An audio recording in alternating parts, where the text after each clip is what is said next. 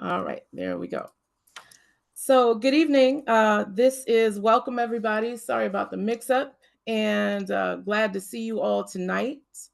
I'm Shireen Anukwe, and I work with the Open Road Fund, and this is the second workshop of the Open Road Fund's Black Wealth Education series of 2024.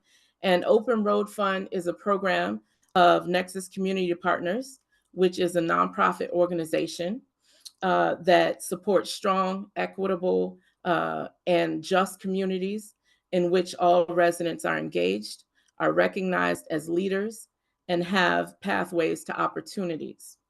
The Open Road Fund is stewarded by Nexus Community Partners and funded by the Bush Foundation. Um, it awards $50,000, awards of $50,000 are granted to individuals of African descent whose ancestors were enslaved as a result of the mid-Atlantic slave trade. This effort is to serve as a catalyst for Black wealth building and generational repair. The fund serves Minnesota, North Dakota, South Dakota, and it's designed around 5 wealth building themes, which are financial well being, which is the focus of this workshop tonight, housing, education, economic power, and healing and health. So the Open Road Fund has an advisory committee, and I'm going to switch to that slide just so you can see who is on the advisory committee. And in addition to the advisory committee, well, first of all, the advisory committee is made up of community members from all 3 regions. So in addition to the advisory committee, we also work with a partner, our evaluation partners, Research and Action. So the advisory committee, Research and Action, as well as community surveys and Nexus staff developed a definition and offer this definition on financial well-being. Black wealth means Black dollars and Black communities. Individuals can have the resources to afford basic needs, pay off debts, and contribute to the financial well-being of our families and communities. Individuals can grow wealth for the future through savings, investments, home ownership, etc. Black wealth through monetary resources allows Black people to resist systems that prevent Black people from building financial well-being, from historic economic violence against enslaved and free Black people to predatory lending and payday loans. Financial well-being leads to freedom from the systems that continue to block us from building Black wealth. I also want to note that this is a Black space, and I'm on Katherine because I'm about to introduce her. But just so you know that this is a Black space. It's Black. Well, everyone's welcome, but Blackness is centered. It's a safe space where self-care is honored. So if you feel the need, during the workshop to step away, take a break, as you do so as you need. We'll also reserve about half an hour for Q&A toward the end, and we'll take those questions through the Q&A section at the bottom of your Zoom screen menu. So this is Katherine Lankford, and she is not only an Open Road Fund Advisory Committee member, but also a financial coach. Katherine has over 20 years experience in the mortgage industry conducting financial literacy programming, and she's passionate about providing financial education to the Black community. She started an investment club at her church for youth in grades 6 through 12 to demystify the stock market. She's the creator and host of a financial podcast called Finance and Affirmations. Katherine's expertise and insight make her an invaluable member of the Open Road Fund Advisory Committee, and we're glad to have her. Next, also a special guest tonight, guest panelist is Kenya McKnight Ahad, and she's the founder and CEO of Black Women's Wealth Alliance. Kenya McKnight Ahad is an influential and innovative economic leader who leads her work through social impact as a philanthropist, investor, and a real estate owner developer. McKnight is also the owner of Zara, a North Minneapolis holistic wellness incubator hub dedicated to uplifting African American women-owned businesses. So with that, I am going to pass it over to Katherine, who is going to lead us through the rest of the night and also lead the discussion. Okay, thank you so much, Shireen. Hello, everybody. I am excited to be the moderator for the second financial wellness workshop in this education series. And so I wanted to take a few minutes at the beginning here to just give a quick recap of what we covered in the last session. The topic of that session was, what are money habits and beliefs? How are they formed? And why do they matter? So money beliefs are attitudes, values, convictions that people have about money. These beliefs can influence our overall well-being and how we think and interact with money. Our money beliefs are awfully deeply rooted and shaped by factors which include our upbringing, cultural background, personal and societal experiences. And our financial behaviors are informed by our personal context. So as children, we're influenced by the significant adults in our lives. Sometimes those influences create positive money habits and beliefs, but sometimes those influences also can create financial shame and trauma. So whether our experiences are positive or negative, it's important to be self-aware and understand why we make the financial choices that we make, because our financial mindset is a very important part of financial wellness, okay? So now that we're aware of the impact of our money and beliefs and are in the process of interrupting any negative scripts and replacing them with positive beliefs and patterns, we're now going to discuss some next steps and strategies for building wealth, okay? So let's get into this. So I will start this conversation. Kenya and I are going to have a conversation, and I will start the conversation with just a brief overview, because many times with my clients and people that I talk with, I want to start with this topic. And I'm going to start the conversation by talking about the B word. Yes, I'm talking about creating a budget. I call it a budget. And I know some people cringe when they hear that word, but it does not have to be a bad word, okay? A budget is just a financial spending plan for a defined amount of time. And it's a system that tracks the money that's coming in and money that's going out. And so in my opinion, a budget works best when it's aligned to your beliefs and values. Otherwise, you're not going to stick to it, okay? And so just remember, as we have this conversation, you are the curator of your budget. So you determine the time frame and the purpose of that budget, okay? So I found many times that people really don't know how much money they have coming in. So I'm going to just give you really quickly the way that you can create a budget, and you will have those steps and you can take those home with you, okay? So again, you start with, we said, money coming in and money going out. So you start with what your take-home pay is. Now, many times people can tell you how much they make per hour, they can tell you how much they make annually, but they can't tell you how much they bring home per month. And so that's going to be your net income, the money you get from your employer after all of the taxes and all that stuff have come out.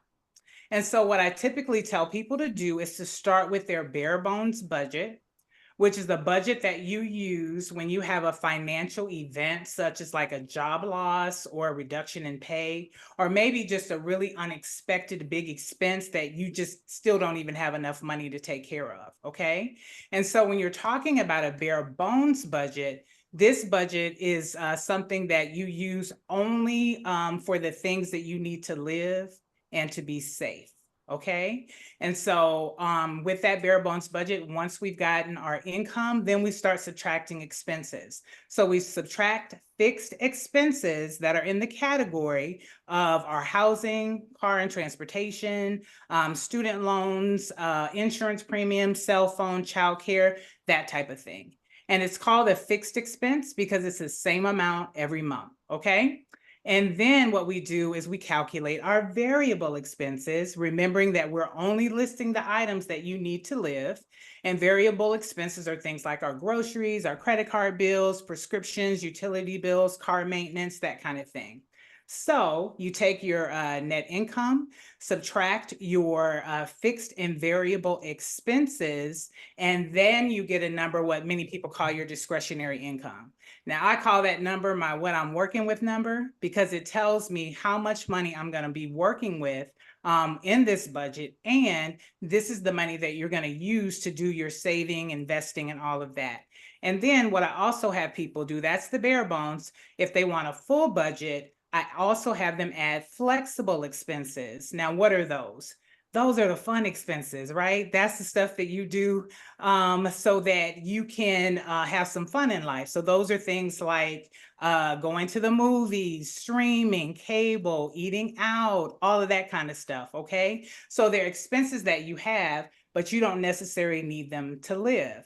Now, flexible expenses are important because, again, if you don't allow yourself any fun in your budget, then you're not going to stick to it. All right. So if you subtract your flexible expenses from that number, then you'll have your discretionary income from your full budget. And then when people get to this part, I typically tell them to go get their last 2 months bank statements, okay? Because people will always say, oh, it's about this, it's about that. And typically we round down. And so what I want to make sure of is that you get the accurate information from those bank statements. And I call those bank statements mirrors of truth, because they tell what is really going on and what you're actually spending. So that was just a quick overview of how to create a bare bones and a full budget. And these are ways that you can begin to build wealth. So with all of that said, Kenya, why do you think budgeting and spending plans are a part of building wealth? Yeah, before I get into that, I want to just say that in the last conversation we had about wealth in the first session, part of the recap is also about understanding what wealth is and thinking about not only the short but the long term, because sometimes the wealth isn't really about what we can access for ourselves. It's futuristic, right? And just reminding us that, you know, we're part of a legacy of wealth from our ancestors. So I always like want to ground things in culture. I think that's really important to help us kind of just see wealth beyond just a figure of money. It's culture, it's all sorts of things, but in that, it is also this idea of what's ahead of me that I may not realize, but that I'm investing in for the future of my family, my children, my community, or whatever that is you identify. And ultimately, it lands in legacy, which is important, right? How do you want to be remembered? You know, what is that? And so we talked about various ways of how that could show up for you. And I think that's really important. And to not be afraid of having vision, right? And so wealth is not also about the idea of where you are now. It's about where you're headed, you know. So don't constrain yourself about where your current reality is, because that may not be your destination if you don't want it to be, right? And so that's important. And I just want to make sure foundationally for level setting that we infuse that into this conversation and context, because mindset, you know, what you believe and what you think you're worth, you'll get, you'll focus on. So this is about pushing yourself beyond the bounds and thinking about the future and legacy you want to live and how you contribute to the world we want to build. That's really, really important. So in that, why I think a budget is important, you know, the thing is this, I call a budget, like, you have to know your bottom line, right? And this is about, what do you need to live, you know, on a monthly basis. Like, you need to have a snapshot of what does it take to live my life, you know, and what is my lifestyle? Because your budget, you know, in my opinion, you know, should encompass that. And that means that you have to include, if you smoke marijuana, that's part of your budget. Your hair, that's part of your budget. You're drinking, you know, you know, lottery, whatever you do, you need to really take an analysis of how you spend money and where you're spending it at. And if those things are part of your lifestyle, then you need to make it a part of your budget. And you need to think about all income. Everybody doesn't work a job. So this is your business. You might get Social Security, you know, Alimony payments, you might get royalties, you may get, child support, so there's all sorts of income that you need to consider. It's about what you bringing in. It's about having a clear analysis of what am I bringing in and what am I putting out every month, right? And as Katherine clearly went over, there are some staple categories, right? Like what are you can't go without. So you have to have that, because you need to know that if your phone bill ain't in your budget or your phone gets cut off, you might not be able to live without that, right? We're so attached to that, so you got to have your bottom lines. What is must do, I have to pay, right? And then there's those things that are threats that we don't always think about, which is bills that are not really active, right? But they can threaten your life. And that is your, IRS, you owe taxes, they can come and garnish your checks, student loans, all those things. You need to have a perspective on what those things are that could threaten your livelihood, at any moment if you don't have some type of arrangement and things around that. So why a budget is important is because it gives you a snapshot of, what it takes to live the life that you want. And you may find that you're not living the life you want to live, and you might need to level up and learn that. I remember this. I couldn't remember, and I have to always use examples because I'm a storyteller, is that I was always having to borrow a couple dollars, and I'm sitting here thinking, I'm just doing my consulting work at the time. I mean, I've been in this work for over 20 years, but it didn't matter how long I was in it. It was about how I practiced and lived my life, which, was a process. And so, but I thought I was living it up, making $2,500 a month with a contract. But I didn't have a budget, and I couldn't figure out why I needed to borrow a few $100s every other month and why I had to be late on this and that. But when I really start looking at my bottom line, taking a look at like, how much is my bills? What are all the bills I pay? Right. And, how much are they? And then looked at what am I bringing in? What are my income sources? I realized I was $500 short each month, but I didn't have a perspective on that. So that's the importance of a budget, because it'll let you know. So then I had two choices. I could scale back, and cut some things out of my budget, or scale up and figure out how to make some extra money so I can pay for the things that I needed to live the life I chose to scale up because I had to, because what I was living wasn't enough. It was just the bare minimum. But that's, to me, a clear example of why a budget is important, because it gives you some eyes. Because if you don't know what you're shooting for, you don't know, what to go after. So you gotta be clear about where you are and where you're headed, and how to really put some kind of plan around that. So long story, but that's what I think about a budget. No, and that's great. I'm sorry. And I love that. No, we're good. Yeah, and I love that you said, it is about cutting, but it's also about leveling up. And so sometimes it's not just about what you can cut out, but earning more income and looking at the options that are out there for you to do that as well. And so the last thing that I'll say about budgeting is, like, there's a variety of ways to do it. Kenya has explained some. I talked about bare bones, a full budget. Some people follow what's called a 50-30-20 budget. And so what that is they use 50% on all of their needs, 30% on their wants, and 20% on their savings. There's another one called 70-20-10. So 70% on your needs, 10% on your wants, and 20% on your saving. And so one thing I want to point out as we transition into talking about saving is that in both of those budgets I just mentioned, 20% is set aside for saving. Okay. And so as we talk in this section about saving, this is going to be more related to like liquid accounts. We're going to talk some more in a later segment about investing account and long-term things. And so as I think about saving is one of my past money traumas. That's where my money trauma shows up, because when I don't have enough money, I get anxious. I'm not sure about you guys, but I get anxious, right? And so as a result, saving is one of the things that I love to do the most, okay? And so one of the affirmations that I say to myself is that saving feels good. Saving feels good to me, and I hope that it'll feel good for you. And so Kenya, let's talk about that a little bit. So what's the importance of an emergency fund? Like, what is that and why is that important? Yeah, I'm sorry. I keep going back, Catherine. But I have to say this about budget as it relates to saving is that, like you said, there's all different types. In my budget, I include savings. I plan to save, and that's important because, and I always talk about my family. I don't know if your family, like my family, I'm pretty sure you do, is like, when somebody's birthday is every year, when Christmas is every year, when all these holidays is. So why are we waiting to the last minute?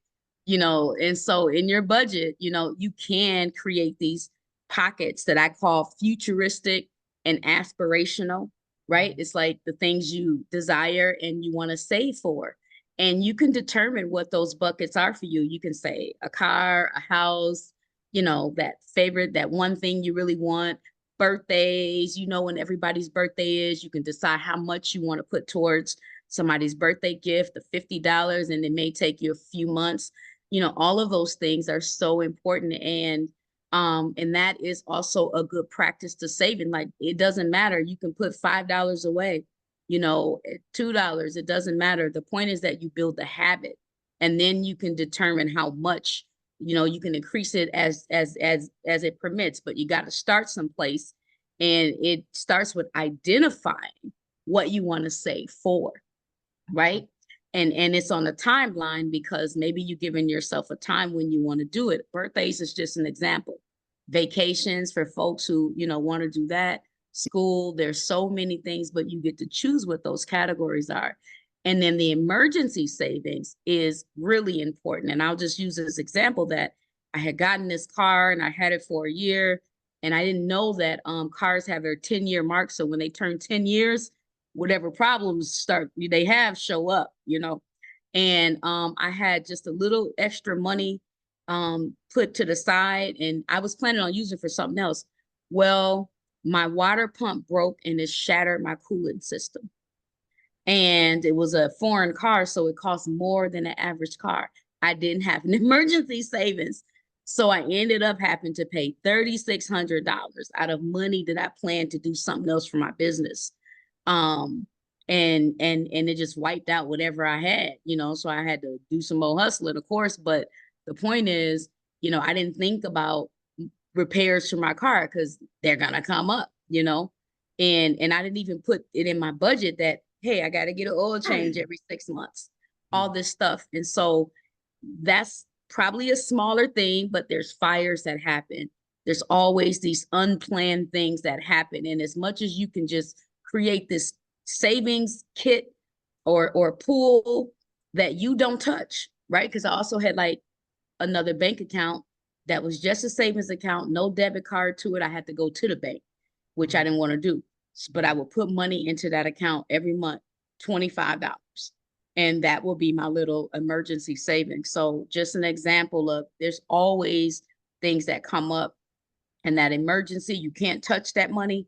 You just put it away for rainy days. That's great information. And so, as we talked about, there's a variety of saving strategies. And so Kenya just mentioned that she puts that emergency money in a bank that's doesn't have a debit card, because if it's hard to get to that money, you're less likely to spend that money, right? And then one of the other ways that I think is really important about saving is automating the saving process, right? As much as you can. Have that automated going to that savings account so that you don't even have to think about it, okay?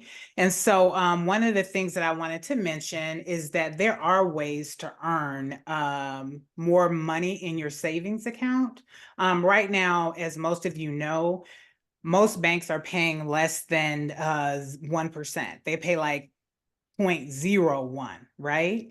And so for those of you who are out there, especially if there's any of the Open Road Fund awardees, you have your money, you've gotten it, and maybe you're holding it so that you can meet whatever your plan is. Well, a part of building wealth, I feel, is making sure that your money is making money. And so even though it's in a liquid account, you can earn a little bit more.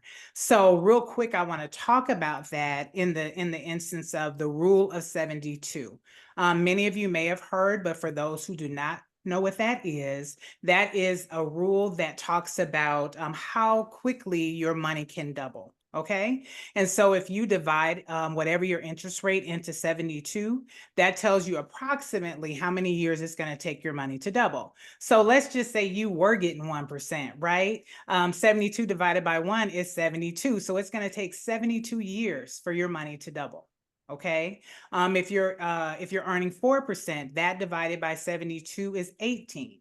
So it's going to take about 18 years for your money to double. All right. And so then if you had it in an account that maybe has 10%, that's 7.2 years is going to take your money to double. And so that's the beauty of compounding interest. And so one of the things that I always talk about is there are banks out here that are paying now 4% or higher. And so at some point, maybe now or later, they're going to drop in the chat some of those places that you can get a little more money as it's sitting for a while. Okay. And one last thing I wanted to say, and then we're going to move on, is to make sure with your asset accounts that you contact your bank and fill out a payable on death form. Okay. And all that form is to let them know that if in the case of your death, who's supposed to get that money. Okay. So it's just like setting beneficiaries for that money. Otherwise, if it's not set, then that money can get caught up in probate. All right. So we want to avoid that if we can. So I know I'm talking about some of this stuff really quick, but and if I can just add to that piece real quick before we move on, Katherine, is because there was another question too for entrepreneurs about you know, saving, budgeting, that sort of a thing, tools. But to that point, like, you know, yes, like I particularly like personally, I bank with credit unions. They're nonprofit banks, and they are primarily focused on they profit when you do well.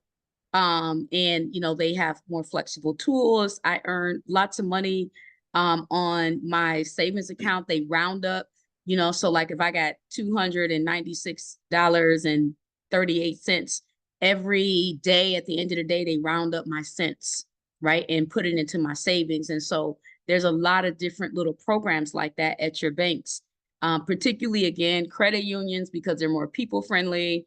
And they work to make sure that, you know, they have products to help you, you know, just earn and save. And then I can also earn points by using my debit card, and I earn enough points that I can cash it in for money, then put it into my savings or checking account just from using the debit card. And so your banks, some banks, I don't know too many for-profit, but I know the nonprofit credit unions really do that. And then you're a member. And so they're good. They incentivize you doing well. So I would, you know, strongly urge to find a great, you know, credit union that works for you.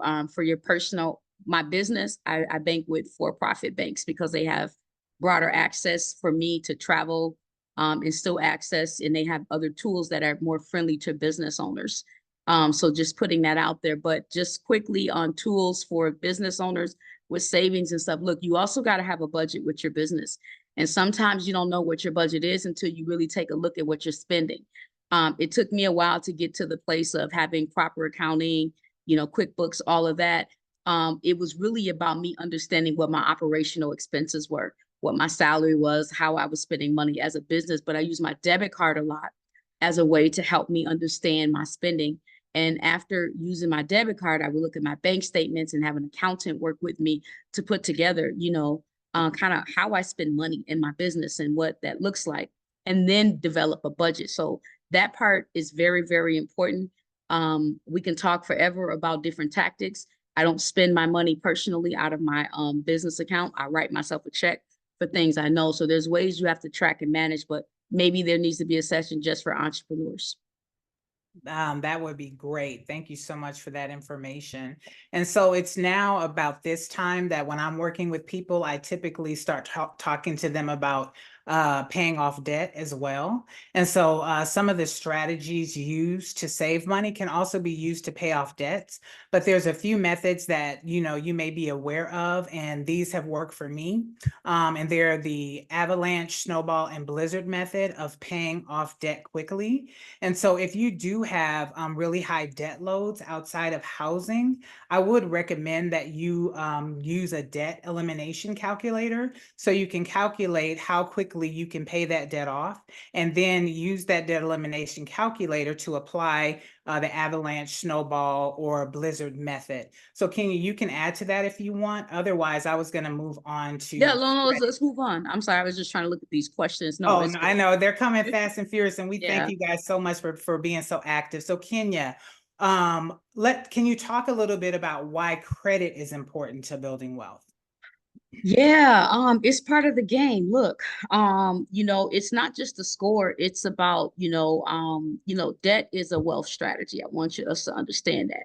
It creates the financial character that lenders need to see to understand how we manage money, and also the different types of credit accounts you have. So you need to have a diverse, basically your credit is your financial portfolio, your financial management portfolio. And that's typically how they see it. And it's not just about paying your bills on time, although that's important. But it's also about, how you're managing the debt you have. How long is it taking you to pay things off? What type of accounts you have? What type of lenders you can work with? And then what amounts are you working with? And so that's an important tool that all lenders look at. So it's not just your score, but your score does matter, but because you can have a great credit history, and you can have large accounts, and then your credit score drop because you had a situation, and you can still walk in there and get a nice loan. So your score isn't king for everything. It's the character of your credit, which is, takes into account all these things I talked about, the portfolio, what type of credit accounts you have, from car loan to like a Macy's or, account, to a personal loan, to a credit card. Like, you need to have a variety of these things there. And depending on what you're going for, right? In the lending world, your debt to income ratio plays a role. Your credit also gives a portfolio of the type of the level of debt you have. And that is weighed against, the income. That's, again, what you're putting out versus what you're bringing in. So if your credit debt is $100,000, but your income is only 40,000 that you're bringing in annually, they're going to say you ain't got enough money to pay us, right? And because they're looking at how much you pay at home and other bills, and then what your credit card balances and amounts are. So your credit is important in score, but also in its profile. And remember, it just gives them a financial picture of your management style and what you're used to, how you take care of your bills. Great information again. And so we're going to move on, because I'm not quite sure if we're still sticking to the same time schedule since we started late. But we will move on, and then you all will let us know if we have a little bit more time. I'll just leave it like that. I'm gonna have to get out though, because my nephew. Okay. Yeah, we want to try to stick to the same time. To the same time? Okay, well then we got to really go. So okay. Let's talk really quickly then about some of the other products and things that you can use to build wealth.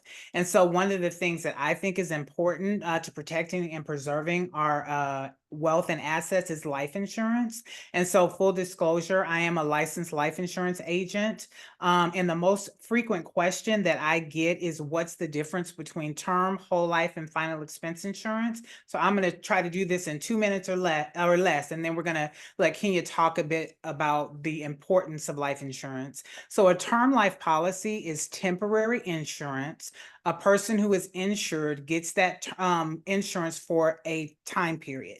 10 years, 20 years, 30 years. Okay. And so if within that time period, that person dies, then their beneficiaries are paid out the face amount of the policy. Whole life insurance is permanent, and it's for your whole life. So as long as you make those premium payments, you're going to be covered for that insurance. And one of the things that many companies do is, when you're like 95 or 100, they're like, hey, you got good genes. They're going to pay the policy out to you at that point. Otherwise, if you die, then of course it's paid out. So really quickly, with term, the benefits are, term is a lot less expensive than whole life. Okay, so you can really afford quite a bit of insurance if it's term insurance. So that's one of the benefits there. One of the downsides is, of course, it's only for a certain amount of time, right? Whole life, the benefit is you get it for your whole life, but it's more expensive than term, right? And then another one of those benefits is being able to save. So, I'm sorry, it's a saving component. And so with term and whole life, in order to get the death proceeds, you have to have a death certificate, right? And so that's kind of where final expense can come in. Final expense is really just a burial policy, you know, no frills. It's usually in smaller increments, 5, 10, 15, up to $50,000. And with a final expense policy, you do not need a death certificate. It normally pays out within 48 to 72 hours. And I know a lot of times people may use that for their, like, maybe aging parents who early on they couldn't afford it, but now you just need something to make sure that you have their expenses covered. And so you can do that with a final expense insurance. So that is a very, very quick explanation of how that works. Wonderful job. Thank you. And so, Kenya, can you tell us, as a tool of wealth building, how do we use life insurance? Yeah, first they need to talk to you because it's way more complex. You know, I know you did a wonderful job trying to summarize that, because in all those, there's so many different, you know, variables. Right. And I see someone on there is asking about trust. So that's part of this too, right? You know, right. Estate planning.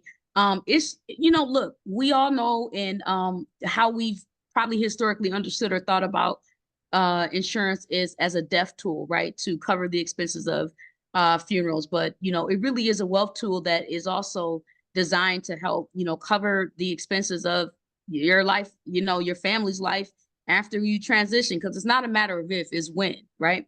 And so the question that we have to answer, not only ask, but answer, is, you know, what do we want to leave behind? And, you know, the way I typically like to think about life insurance is, you know, you have to think about the term, as Katherine will walk you through, what term makes sense for you, 5 years, 10 years, 30 years, you know, but you want to think about how much that your coverage is. That's way more important. And, you know, like, how much is because, you know, really realistically, what will $20,000 do for your family? Your funeral might cost 10. And so then your family only has 10 left. And so you want to make sure that you're thinking about your insurance as enough money that will not only cover the expenses of your funeral, but also that will leave your children, your family, or the things you care about in your community, but that would also pay off your bills, including any properties you own, debt, all of that. So that might end up being a $500,000 or $1 million policy, but you also have to have the money and be willing to make the commitment to keep that policy going. So I highly recommend talking to Katherine, or, you know, if you know other insurance people, make sure that, you know, you're looking at this as a vision for your legacy, what you're leaving, and not just paying this $20 and $30, $50 a month for a $30,000, $50,000 policy when you probably owe $200 or something, when you put in, you know, when you think about what you want to leave, you know, behind. So it is a common tool that is used in this country, and we just need to really learn more about it and connect with folks like Katherine to, you know, get the right product for us. Okay, and so I'm gonna, like you were saying, you were storytelling. So really quickly, one of the benefits that we had is that there is life insurance you can attach to your mortgage. And so my mom had that type of policy when she passed away. The life insurance policy paid off her home. Me and my siblings were gifted that house, and now we use that for income. Okay, so that's another transfer of wealth. So we are, there are so many that we're going to talk about investing and a little bit more about estate planning, but if we need to stay on that schedule, we need to start answering some of these questions. And so let's see. Now, one popped up that I saw as Kenya was talking, and someone asked a question that I think maybe, Kenya, you could speak to. It said, why don't we talk about the social benefits of wealth building? I think that's what the question was. And so, Kenya, do you want to speak to that? I'm trying to find exactly what it said. Yeah, and that, and I don't know exactly all the areas I remember the young man who posted in there meant, but I can tell you that social wealth is just as important as monetary, but you need monetary to also help, you know, build and institute social wealth. Now, if you're talking about culture, then yeah, that's just how we treat each other. Understanding our value is connected to one another, right? That's dealing with the ills of our community. That's our wellness overall, but it also is culture, but it also is the things that we own and how we establish and create new futures and realities for ourselves. That's owning businesses with, not just, with brick and mortar, that's owning homes. Like, we get to control and create new environments. And that's important because the health of a community, if a community doesn't have culture, if it doesn't have a good place to eat, doesn't have a good place to live, like us as people don't have a good place where we can thrive in, then the social wealth is compromised. And so we've got to create more thriving places where we can like really live and grow generations of our people and families through.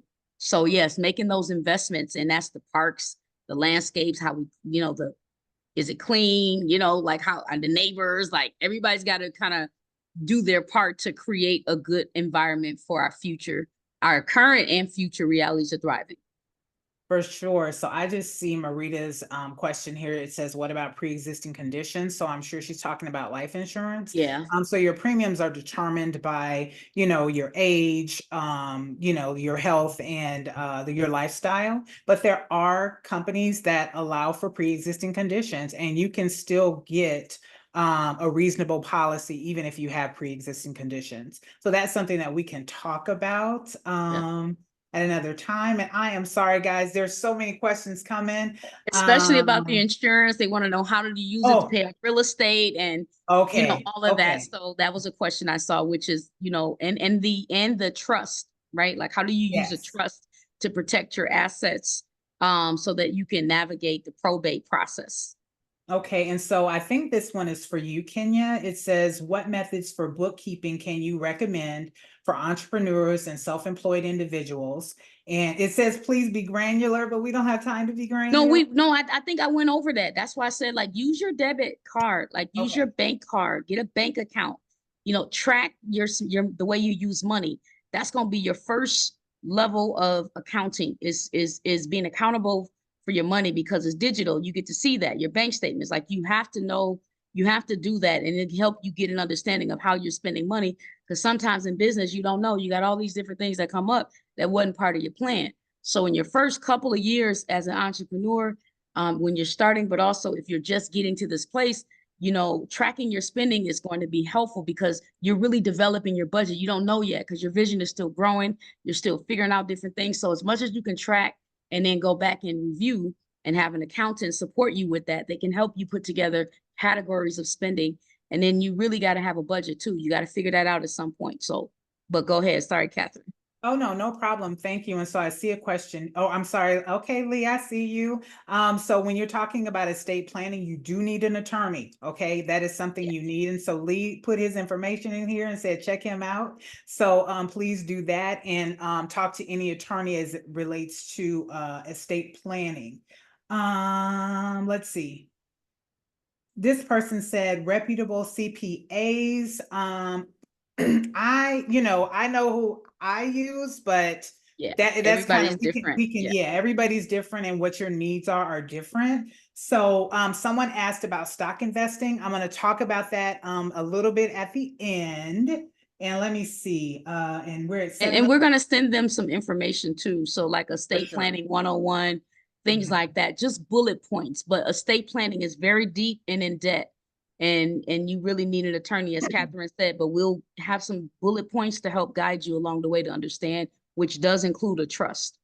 Okay, so I am going to go to this part, and then I'm going to make an announcement. So Kenya, if people want to keep in contact with you, how can they do that? You can't catch me. No, just I'm super busy, but you can reach out to us at the Black Women's Wealth Alliance, and really on our website. And that is the, info@bwwa.com. Definitely, leave it in, send us a message. We can help you. We're kind of, reloading ourselves right now, but we do have tools that we're happy to send you and get you referred over to some of our partners who have direct programming around these areas. That's great. I know there's a slide that Shireen put up. It has some other resources that you can use to get some tips and things like that, and programs that you can go through to help you on your budgeting, wealth building journey. If you want to get in contact with me, I am the owner and creator of a company called Finance and Affirmations. And so you can go to my website. I know they're going to put a link in the chat for that. And so one of the things that my bio says is about me working with kids and teaching them how to invest. And so the announcement that I wanted to make is in doing that work, I've been doing that over 5 years. I created a financial simulator that's attached to the stock market. And so it allows you the opportunity to learn how to invest without using your own money. Okay. And so if you're someone who wants the opportunity to learn how to invest, and I am not telling you what to invest in, I'm just giving you tools and strategies that you can use. If you want to have access to my free app, if you will go to my website, the top right-hand corner says more, and then there's a click down that says check out my app. If you'll fill your information in there, I'm going to start a cohort at the end of February with 15 people. If that fills up, I'm going to do 2 or 3 more. So if you put your information in there, you will get first dibs on when we have it. And so the benefit for me, I like to do full disclosure. The benefit for me is your feedback to help me get it and to make it better. Of course, the benefit for you is to have the opportunity to start investing. You get to curate the account the way you want to. That's a real life situation. I'm not going to give you an account that's $100,000 if you don't have $100,000. So we'll work through that. You'll get the opportunity to compete with your peers and win some prizes. So if you could please do that, that would be great. Let me see. I have all my little stuff here. I think that's it. Let's see. Yeah, that's it. Those are the resources. Oh, one other resource that I have in my website. It's a freebie. So more freebies. It's a free budget spreadsheet. So the first tab is a bare bones budget that you can fill out for yourself. The second tab is emergency savings. So it calculates for you based on that budget how much you need to save 3, 6, 9, and 12 months. There's a tab there that has a debt elimination calculator. So you can fill in that information if you have debts, and it'll tell you how quickly you can pay off those debts, whether you use the avalanche or the snowball method. And then there's also a tab that's a digital envelope. And then there's one last tab that is a 52-week savings challenge. Okay, so you can plug in, I want to save, $1,000 within the next 52 weeks. It'll break down for you how much you can put in the bank and save for those items. So we actually have it. Gosh, and if I could just briefly say, yes, that sign up, go get Katherine's tools, any tools. There's all kind of tools also on the website, but Katherine is taking a lot of time. So I would definitely, spend some time to use those tools, but understanding that there's a variety of different tools. In the spring, the best way to connect with us is just sign up for our newsletter. We're revamping, but we do have a lot of financial tools. We have Queennomics. I see some of you on here who's been a part of our work, in the past, and that's great. But we certainly, have tools. We do presentations also to groups, so we can customize presentations. We know a lot about Black wealth, men, women, and youth. So definitely reach out to us in the info and look out for the spring for our Queennomics digital sessions. We have a wealth planning tool book. We do estate planning in this book, all sorts of things that's really customized and made for Black people. Our work is done through a Black cultural frame. And I really strongly encourage you to just sign up for our newsletter, and we'll keep you updated when we're ready to rock and forward. Wow. So we actually have a few minutes left. So I was going through to find some of the questions that we missed, because we just kind of went really quickly through to make sure that we didn't go over on time. Let's see. Okay, we talked about the social aspect. I can help bring some of those up in the order in which they came. Okay. This one is from Shayla. Are you all going to talk about creating a trust for your assets? Any other tips to protect assets from probate? You all did touch on that a little bit. So the second part of this, are there any recommendations on where to go for a trust? Maybe provide some ranges on how much the service will cost. Okay, so we can put that together at the end, and then one of our attendees also put his information in the chat, so you can maybe reach out to him. I also can give you some recommendations. If you sit down with me, I can give you those recommendations. So there are ways we can definitely get that information to you. Okay. The next is Taisha. If policyholder is still alive at end of term, can it be renewed?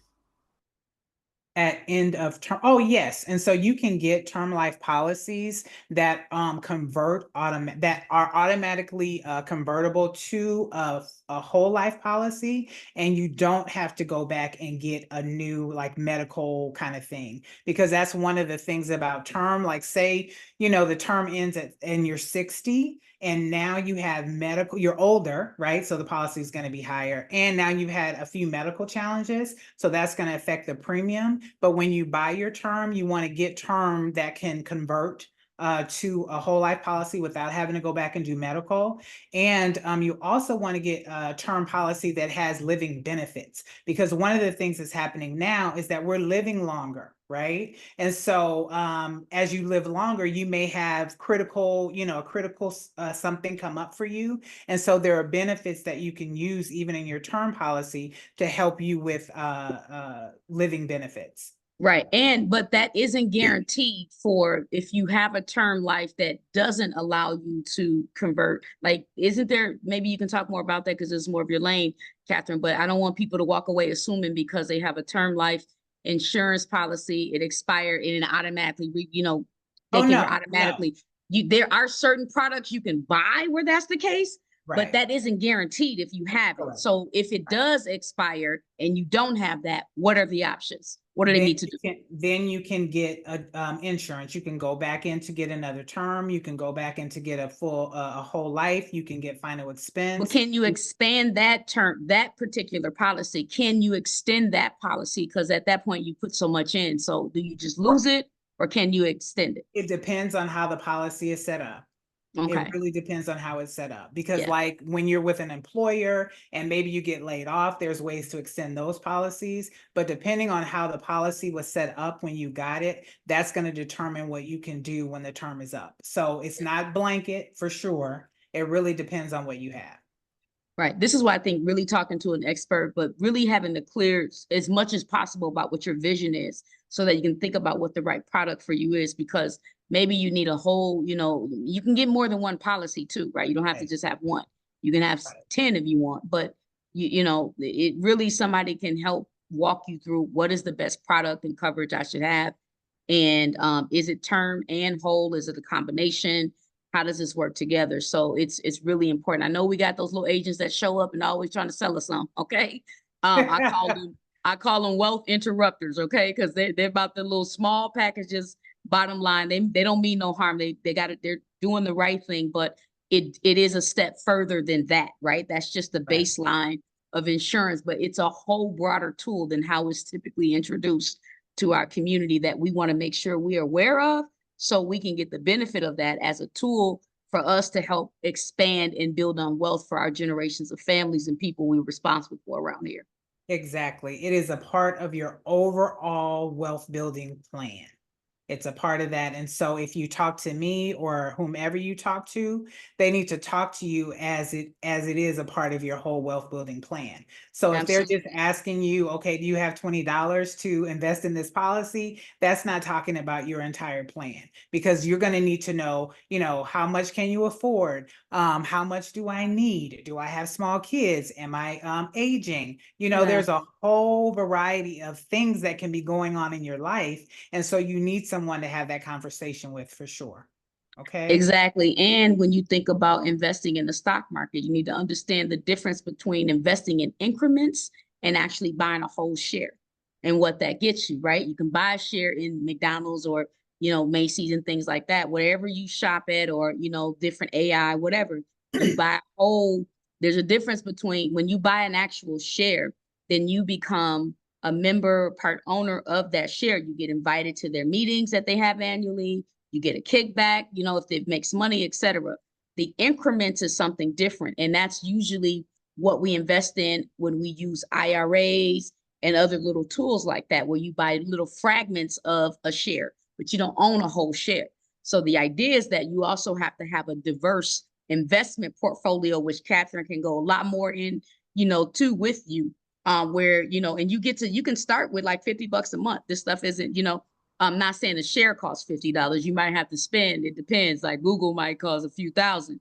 But once you get that one share, you don't have to keep paying that every year. You own that share. So there's so many different ways to think about this. Go ahead, Katherine. I know you want to jump No, and in. I was just going to say, and so I talk about that. So like those of you who would be a part of the cohort, the investing simulator that I have allows you to buy shares. It allows you to buy fractional shares as well. And we talk about the benefit of that, because if you can't afford Chipotle, that I think is trading like at $2,800 for one share, but maybe you can afford, a half a share. You can earn money that way as well. So yes, we will talk about all of those things for sure. Yes. Can I just say real estate, as a real estate investor and owner, it has been, first of all, entrepreneurship is how I built my wealth. And then through real estate investment. And so business is also a wealth tool done right. And just gotta, it's advantageous. So you got to get out there and just kind of figure it out, but it's all about those bottom lines. And I think I purchased my real estate a couple of years ago, and I've already doubled, the equity it, has in it from when I purchased it. But that was about how I invested it and having a cash flow. So understand when you buy some property, it's a business itself. So you have to treat it like that, right? I don't get to just be there for free. I got bills, I got to pay everything. And I got to keep the value of the business of the building at a certain level, which also means the quality of tenants, not even quality, just tenants who pay money, right? So it's got to make money. So you just having a building, there ain't nobody in there with you. If the business you have ain't making enough money to pay the mortgage and all the bills in the building, then it's not a real asset that's going to perform for you, right? And so don't go in debt trying to be a commercial property owner or real estate. It takes money to make money. We go in business, we make money to go in business. All right. We don't necessarily start business to make money. So it's a different philosophy. I just wanted to put that out there for real estate. It's powerful. It's important, but you also got to be willing to play the game and make sure you have a good cash flow and invest in it so that it grows in its value over time. And it becomes your thing. We can take two last questions, which have already been entered in the Q&A. The first is anonymous. Can you speak about building wealth, which you were just talking about with real estate outside of purchasing a home? Are there opportunities to invest via groups, etc.? Absolutely. We started in 2018, we started 2017 money clubs. And you got to trust the people you work with. And so I don't know of any programs out there where there's this, but I can say that engage a group of people who are interested, like-minded, and you have to develop course practices where you can trust each other and set rules that everybody abides by, and invest and put money up monthly. We have a Nexus is good about the cooperative model of economic building. And so, but that's how you can, invest. But there are a lot of other programs out here that are helping people grow their capacity of knowledge, skill, and ability to buy commercial property. LISC, the Local Initiative Support Corporation, has a program that is for people of color and mostly Black people in it. Who are emerging developers who want to own commercial property and develop it. So the cities, counties, they all have programs that are supporting our ability to get into this game, which we know has been locked up for so long with white folks. So. And Shireen, you said there's one more? Yep. The last question is for you in particular, Katherine. Do you consult on the final expense policies? Absolutely. I do all of them. And so someone asked about learning about the cohort. So I'm sure they put it in here, but again, I'm at www.financeandaffirmations.com. If you go to the website in the top right, there's a more button, and then you'll see check out my app. And it'll allow you to go in there and put in your information, or you can even sign up for my email list and just say, hey, I want to learn about the app. Okay. I want to be a part of the cohort. Either of those ways, you can get that on my website. Okay.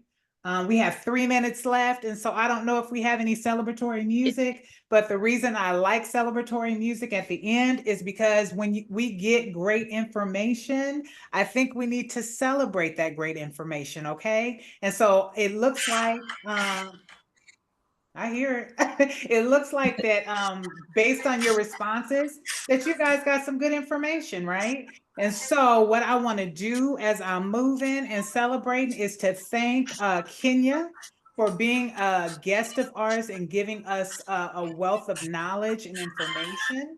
I want to thank Nexus and the Open Road Fund for having this series. I want you to look out because the financial wellness part is done, but they're going to have more like on housing and other topics. So be looking out for an email regarding that. Anything else anybody wants to share before we get off? Just one thing, there's a question in the chat or in the thing about the insurance. The insurance pays off your mortgage. Is that an extra add-on to your homeowner's insurance or part of your life insurance? And so just want to say that once again, your life insurance policy should include all of your debt. That does include your home. And there's a whole nother process to that. Definitely connect with Katherine to learn about that, to make sure that you have it wrapped up properly, but just go for the gold. Yeah. Well, thank you. Thank you, everybody. It's been a pleasure. Thank you guys for bearing with us at the beginning. We appreciate it so much. And so we look forward to seeing you in them investing and building wealth streets. Okay. All That's right. And I'm going to put up this last slide for the contact.